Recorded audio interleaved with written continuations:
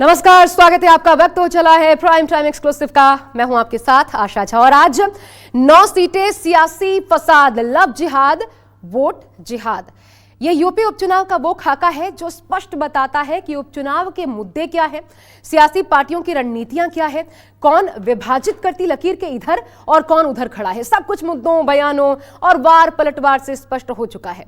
और इस बार का चुनाव और एक दिलचस्प पहलू इसका यह भी है कि महाराष्ट्र लोकसभा चुनाव और हरियाणा जम्मू कश्मीर विधानसभा चुनाव, इन 3 चुनावों में बीजेपी के ये आरोप सामने आए कि कई सीटों पर मुस्लिम मतदाताओं ने मुद्दों को भुलाकर एक तरफा इस लिहाज से वोट किया कि बीजेपी के कैंडिडेट्स को हराया जा सके।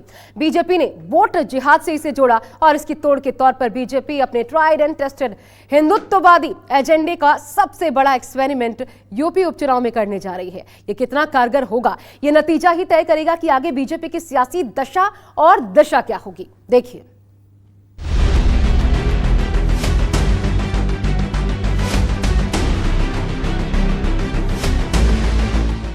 कोई जाति के नाम पे बांट रहा है, कोई क्षेत्र के नाम पे बांट रहा है, कोई भाषा के नाम पे बांट रहा है। जनता पार्टी के पास कोई काम नहीं है, रोजगार नहीं दे रहे हैं, नौकरी नहीं दे पा रहे हैं और लगातार महंगाई बढ़ रही हो। इनके पास इसी तरह के जुमले हैं।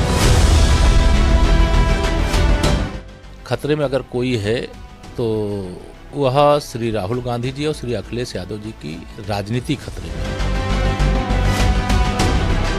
इनके मुंह में इतना जहर है, केवल जहरी उगलना इन लोगों का काम है।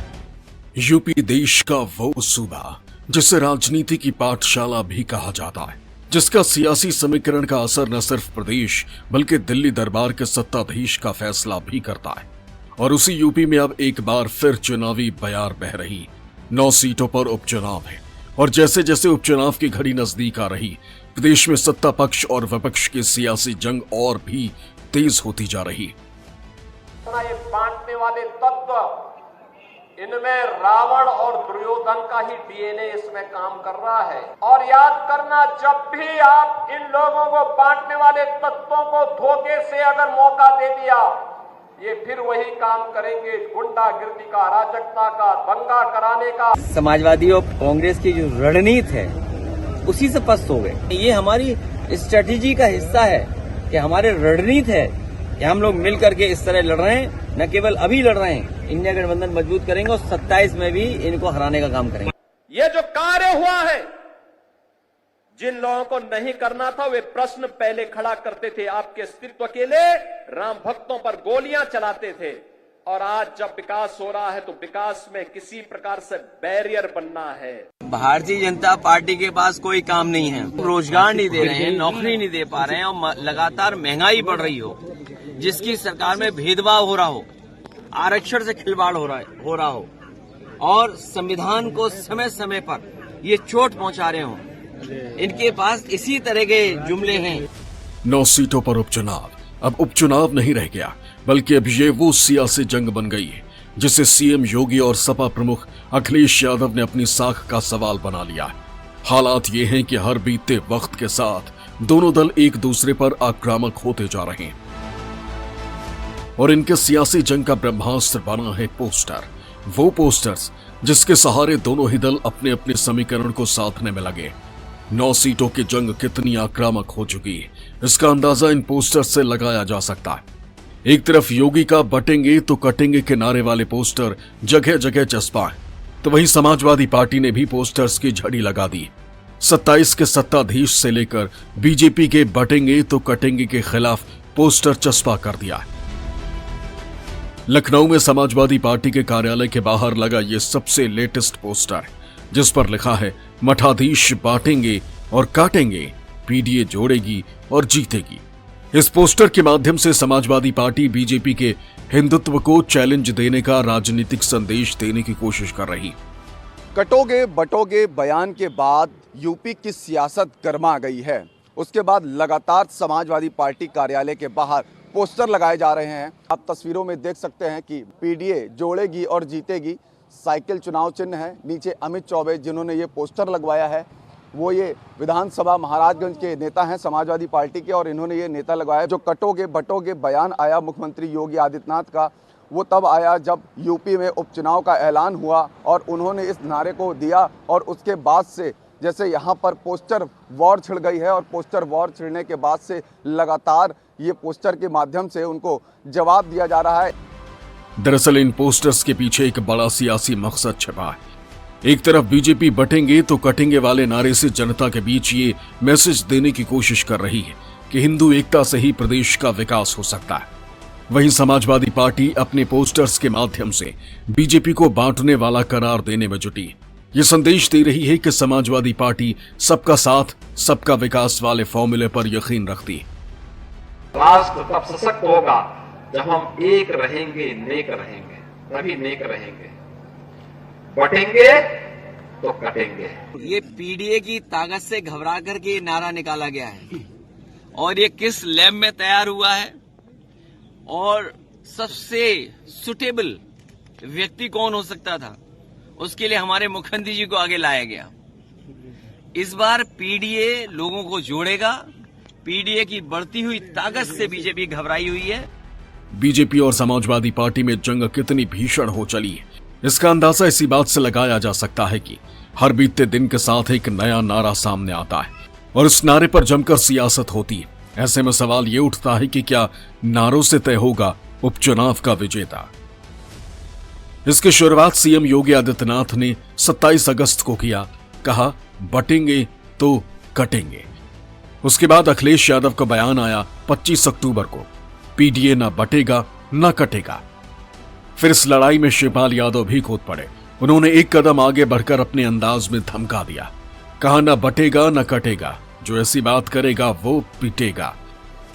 लेकिन सबसे अहम रहा जब इसी बयान को कश्मीर में 31 अक्टूबर को प्रधानमंत्री नरेंद्र मोदी अलग अंदाज में कहते दिखे। कहा एक है तो सेफ है। हिंदू एकता की बात कहते हुए प्रधानमंत्री ने विपक्ष पर निशाना साधा। फिर योगी आदित्यनाथ के विपक्ष के डीएनए पर सवाल दाग दिया।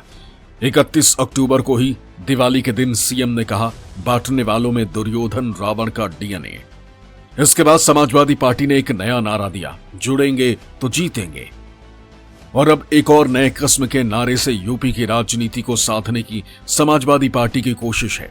नारा है मठाधीश बांटेंगे और काटेंगे, पीडीए जोड़ेगी और जीतेगी।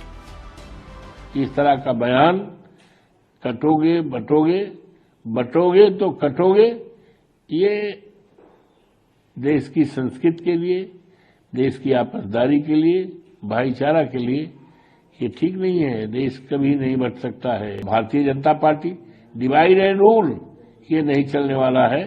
लोग सब समझदार हैं, इनके बहकावे में नहीं आने वाले हैं और इनका सफाया होने जा रहा है। उधर अब अखिलेश बड़े ही समझदारी से बीजेपी के बटेंगे तो कटेंगे के नारे को मुद्दा बना रहे हैं। अखिलेश ने बाकायदा बीजेपी को घेरते हुए अपने सोशल मीडिया अकाउंट एक्स पर एक पोस्ट शेयर किया, जिसमें लिखा, उनका नकारात्मक नारा उनकी निराशा नाकामी का प्रतीक। इस नारे ने साबित कर दिया है कि उनके जो गिनती के 10% मतदाता बचे हैं, अब वो भी खिसकने के कगार पर हैं। इसलिए ये उनको डराकर एक करने की कोशिश में जुटे हैं, लेकिन ऐसा कुछ होने वाला नहीं। अखिलेश यही नहीं रुके, उन्होंने बीजेपी के पतन की बात करते हुए आगे लिखा कि नकारात्मक नारे का असर भी होता है। दरअसल इस निराश नारे के आने के बाद उनके बचे कुछ समर्थक ये सोचकर और भी निराश हैं कि जिन्हें हम ताकतवर समझ रहे थे, वो तो सत्ता में रहकर भी कमजोरी की बातें ही कर रहे हैं। जिस आदर्श राज्य की कल्पना हमारे देश में की जाती है, उसके आधार में अभय होता है, भय नहीं। ये सच है कि भयभीत ही भय बेचता है, क्योंकि जिसके पास जो होगा वो वही तो बेचेगा। देश के इतिहास में यह नारा निकृष्टतम नारे के रूप में दर्ज होगा और उनके राजनीतिक पतन के अंतिम अध्याय के रूप में आखिरी शाब्दिक कील सा साबित होगा। दरअसल नारों के इस जंग में अखिलेश को बाकी दलों का साथ भी मिल रहा है, जो केंद्रीय स्तर पर इंडिया गठबंधन का हिस्सा है। एक तरफ आम आदमी पार्टी सांसद संजय सिंह बीजेपी को नारों और जुमलों की पार्टी करार दे रहे हैं, तो वहीं दूसरी तरफ तेजस्वी यादव बीजेपी को नफरत फैलाने वाली पार्टी बता रहे हैं। हमले और जुमले की पार्टी है। अगर भाजपाई हिंसा फैलाने का काम न करें, चाहे वो अपने नारों से, चाहे वो अपने विचारों से, तो उनको खाना हजम नहीं होता। काम के मुद्दों पर राजनीति होनी चाहिए। क्या काम किया है यूपी के चुनाव में, उसकी चर्चा कीजिए। कितने स्कूल अस्पताल बनाए आपने, उसकी चर्चा कीजिए। और ये समाज को बांटने के नारे, इससे न देश का भला होना है न समाज का। पूरी तरीके से ये सब नफरत फैलाने की बात होती है। इनके मुंह से कभी पढ़ाई की बात नहीं हो सकती, कभी चिकित्सा की, स्वास्थ्य की बात नहीं हो सकती, नौकरी बेरोजगारी की बात नहीं हो सकती, महंगाई गरीबी की बात नहीं हो सकती। इनके मुंह में इतना जहर है, केवल जहरी उगलना इन लोगों का काम है। उधर बीजेपी नेताओं का कहना है कि अखिलेश का पीडीए का नारा डीरेल हो चुका है। यही वजह है कि अब वो रोज नए नारे गढ़ने में लगे, लेकिन जनता अब उनके झांसे में नहीं आने वाली। समाजवादी पार्टी इतनी बौखला गई है कि कैसे जाति मजहब के समीकरणों को साधें, कैसे सबको साथ लेकर के चल सके, क्योंकि भारतीय जनता पार्टी तो सबको साथ लेकर चलने की बात कर रही है, लेकिन ये कुछ का साथ और अपनों का विकास जो इनकी थ्योरी थी, ये अब तक एमवाई का समीकरण गढ़ने वाले जो पीडीए का समीकरण गढ़ रहे थे, आज इनका पीडीए का नारा डिरेल हो गया है। और इसीलिए रोज नए नए नारे को खोज रहे हैं, नए नए पोस्टर लगा रहे हैं, लेकिन नारों और पोस्टर से भी उनकी चुनावी नैया पार नहीं होने वाली। ये उपचुनाव सभी की सभी सीटों पर बुरी तरह से हारने वाले। दरअसल अखिलेश के पीडीए फॉर्मूले ने बीजेपी को ऐसा डेंट दिया है कि अब बीजेपी फूंक फूंक कर कदम रख रही है। यहां तक कि सीटों पर उम्मीदवारों के चयन में भी उसने बहुत सोच विचार के बाद अपने दांव चले, क्योंकि 2024 के लोकसभा चुनाव में पार्टी इसका खामियाजा भुगत चुकी है। वहीं अखिलेश लगातार पीडीए के बहाने बीजेपी पर वार कर रहे हैं, उसे पीडीए विरोधी करार देने में जुटे हैं। ऐसे में यूपी उपचुनाव अब सिर्फ एक चुनाव नहीं रह गया, बल्कि ये चुनाव अब तय करेगा कि 2027 में यूपी के सिंहासन पर कौन विराजमान होगा। अब उनका झूठ सामने आ चुका है। न संविधान खतरे में है, न आरक्षण खतरे में है, न देश खतरे में है। खतरे में अगर कोई है तो वह श्री राहुल गांधी जी और श्री अखिलेश यादव जी की राजनीति खतरे में है। पूरे उत्तर प्रदेश में 9 विधानसभा सीटों का चुनाव हो रहा है। उन पर इंडिया गठबंधन के 9 सीटों पर। दरअसल यूपी का उपचुनाव योगी और अखिलेश के वर्चस्व की लड़ाई बन गया है। एक तरफ अखिलेश पीडीए फॉर्मूले के सहारे बीजेपी को मात देने की कोशिश कर रहे हैं, तो वहीं दूसरी तरफ योगी अपने हार्डकोर हिंदुत्व के सहारे अखिलेश पर हमलावर हैं। दोनों ये बात बखूबी जानते हैं कि ये उपचुनाव उन्हें 2027 के सत्ता के करीब लेकर जाएगा। उत्तर प्रदेश में भारतीय जनता पार्टी बटोगे तो कटोगे के नारे के सहारे हिंदुत्व को अपना मुद्दा बना रही है, तो समाजवादी पार्टी के मुखिया अखिलेश यादव पीडीए को अपना हथियार बनाए हुए हैं। अगर पीडीए की बात करें तो उत्तर प्रदेश में आबादी के हिसाब से इसका वोट बैंक 86.5% तक होता है, जबकि अगर हिंदू मत एकजुट होते हैं तो आबादी के हिसाब से उनका मत प्रतिशत 80% तक जाता है। ऐसे में भारतीय जनता पार्टी इन हिंदू मतों को एकजुट करने की कोशिश कर रही है, तो अखिलेश यादव पीडीए के सहारे हिंदुत्व के मतों में सेंधमारी का प्रयास कर रहे हैं। तो यूपी में क्या चल रहा है बीजेपी और समाजवादी पार्टी के बीच, एक कंपैरिजन हम आपके सामने रखते हैं, क्योंकि बटेंगे तो कटेंगे, जुड़ेंगे तो जीतेंगे, और इसके साथ साथ अब कहां जाकर रुकेंगे ये देखना बाकी है। देखिए, बटेंगे तो कटेंगे का नारा एक तरफ से आया, सबसे बड़ा सियासी दांव इस नारे के जरिए बीजेपी खेल रही है, तो समाजवादी पार्टी जुड़ेंगे तो जीतेंगे के नारे के साथ बटेंगे तो कटेंगे नारे की काट ढूंढने में जुटी हुई है। दूसरा, बीजेपी जातियों की एकजुटता के जरिए खोई साख हासिल करना चाहती है, तो बीजेपी की इस तैयारी को विपक्ष धार्मिक तुष्टीकरण से जोड़कर पेश कर रहा है। तीसरा यह कि बटेंगे तो कटेंगे की एक परीक्षा हरियाणा चुनाव में हो चुकी है, जहां बीजेपी को इसका फायदा मिला, तो दूसरी तरफ पीडीए फॉर्मूले के जरिए समाजवादी पार्टी लोकसभा चुनाव में जीत का स्वाद चख चुकी है। और चौथा, हिंदू वोट बैंक से पीडीए में सेंधमारी का प्लान है एक तरफ, जबकि विपक्ष कभी प्रधानमंत्री के दिए नारे सबका साथ सबका विकास वाले फॉर्मूले पर काम करता दिख रहा है। वक्त का पहिया कुछ ऐसा घूमा है कि स्थिति यही नजर आती है यूपी उपचुनाव से पहले। अब बीजेपी की इस हार्डकोर हिंदुत्व वाली राजनीति को देखते हुए एक सवाल यह भी खड़ा हो रहा है कि क्या संघ का समर्थन ही रणनीति में परिवर्तन की वजह है। ये जब आप कुछ फैक्ट्स को देखते हैं तो फिर बेहतर समझ आता है। देखिए, पहला, उपचुनाव में संघ की सक्रियता बढ़ी है। दूसरा ये नजर आता है कि योगी को आरएसएस का समर्थन भी अब खुलकर मिलता नजर आया है, पिछले कुछ समय में ये साफ हुआ है। तीसरा, जमीनी स्तर पर आरएसएस हिंदुत्व का प्रचार कर रही है और इसी का परिणाम हरियाणा में बीजेपी के पक्ष में गए नतीजों को माना गया और योगी के नारे को भी संघ ने समर्थन दिया। बटेंगे तो कटेंगे पर हाल फिलहाल दत्तात्रेय होसबोले का बयान इसी दिशा में था। साथ ही साथ अति पिछड़ा, अनुसूचित जाति, ये तमाम वनवासी समाज जो है वो भी इनमें संघ की पहुंच है जो बढ़ी है, इसका फायदा भी लेने की कोशिश इस उपचुनाव की जा रही है। अब हिंदुत्व का मुद्दा जरूरी या फिर मजबूरी या फिर ये दोनों ही, सियासी नब्ज क्या कहती है इसे टटोलने की अगर कोशिश करें तो देखिए क्या नजर आता है आपको एक एक करके। इंडिया गठबंधन जातीय जनगणना की मांग कर रहा है, आप जानते हैं। दूसरा, आरक्षण संविधान के मुद्दे पर बैकफुट पर बीजेपी रही है और अभी पूरी तरीके से इस मुद्दे को खारिज भी नहीं किया जा सकता, गाहे बगाहे इसकी याद विपक्ष दिलाता है। पिछड़ा, दलित वोट बैंक छिटका, इसे सहेजना बटोरना चुनौती है और जम्मू कश्मीर हरियाणा में मुस्लिम बाहुल्य क्षेत्र में हार हुई है बीजेपी की, इससे इनकार नहीं किया जा सकता। इसे बीजेपी की तरफ से वोट जिहाद का नाम दिया गया और अगर इसी के खिलाफ हिंदू वोट बैंक एकजुट हो जाए तो फिर बीजेपी की रणनीति न सिर्फ उपचुनाव में सटीक बैठेगी बल्कि आगे 27 विधानसभा चुनाव यूपी के और 29 में लोकसभा चुनाव तक की लड़ाई को आसान कर देगी। यूपी के जिन 9 सीटों पर उपचुनाव होना है उसमें करहल, कटेहरी, खैर, गाजियाबाद, कुंदरकी, सीसामऊ, मझवा, मीरापुर और फूलपुर की सीटें। इन सीटों पर इस बार मुकाबला कांटे का माना जा रहा है। एक तरफ जहां अखिलेश के पीडीए फॉर्मूला का टेस्टिंग ग्राउंड ये उपचुनाव बना हुआ है तो वहीं दूसरी तरफ योगी आदित्यनाथ के लिए ये किसी लिटमस टेस्ट से कम नहीं। यही वजह है कि दोनों ही नेताओं ने अपनी पूरी ताकत झोंक दी। उत्तर प्रदेश ये समाजवादी पार्टी ने दंगा प्रदेश बना दिया। आज उत्तर प्रदेश रक्षा उत्पादन में आत्मनिर्भरता के लक्ष्य को प्राप्त कर रहा है। बीजेपी अपने कार्यकर्ताओं के माध्यम से चुनाव नहीं लड़ रही है, अधिकारियों के माध्यम से चुनाव लड़ रही है और जो पार्टी अधिकारियों के साथ चुनाव लड़ने लगे समझ लो उसकी हार निश्चित है। वहीं बीजेपी लगातार यूपी में इंडिया गठबंधन के टूटने की बात कह रही है और इसकी वजह है कांग्रेस का एक भी सीट पर चुनाव न लड़ना। हालांकि कांग्रेस इससे इत्तेफाक नहीं रखती।